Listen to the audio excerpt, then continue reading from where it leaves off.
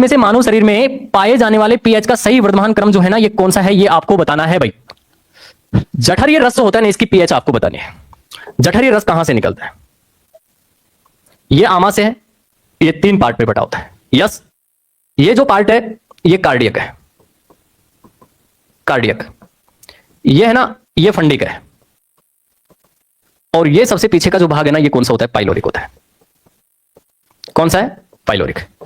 आमाशय की जो भीतरी दीवार है, इस आमाशय की भीतरी दीवार पर ऐसे भाई आपको ये कुछ ग्लैंड देखने को मिलते हैं। इनको हम जठर ग्लैंड कहते हैं। जठर ग्लैंड क्या कहते हैं भाई इनको?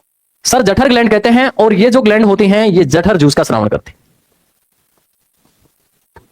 जठर जूस का क्या करती हैं भाई? ये श्रावण करती हैं। यस, ये जो जठर जूस है, इसकी पीएच अपने को ध्यान रखना है 1.8 से लगभग 2.4 तक बताई गई, लगभग बताई गई है, ध्यान रखेंगे। राइट। अब ये जो जठर ग्लैंड होती है 3 प्रकार की सेल से मिलकर के बनी होती है।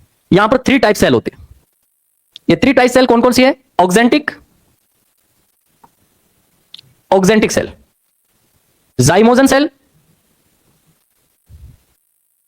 जाइमोजन सेल और पेप्टिक सेल। आप जानते हैं कि यहां पर HCl, पेप्सिन, रेनिन और म्यूकस का स्राव यहां पर होता है। कौन? ये जठर जूस के अंतर्गत ये पाए जाते हैं। ये क्या करते हैं? भोजन को पचाने का काम करते हैं। जठर रस की पीएच लिखी।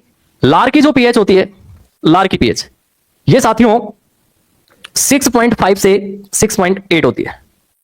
लार की पीएच इतनी होती है। ये सामान्य पीएच है लार की। और फिर आपसे कह रहा है रक्त, रक्त जो है इसकी जो पीएच होती है बेटा, ये होती है 7.35 से 7.45, यानी इसको 7.4 माना जाता है।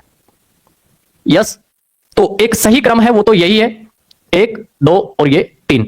जबकि यहां पर रक्त, लार और फिर ये लिख रखा है, फिर ये लिख रखा है, ये लिख रखा है, ये सभी गलत है। तो इसका तो सही आंसर मुझे जो लग रहा है वो ये है, जठर रस। ऐसे ही और ट्रिक्स जानने के लिए हमारे अन्य चैनल को सब्सक्राइब करें।